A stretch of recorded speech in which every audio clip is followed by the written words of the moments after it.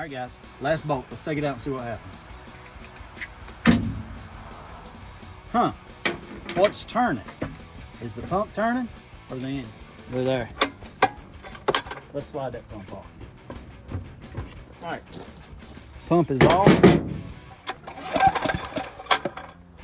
Ain't nothing wrong with that motor.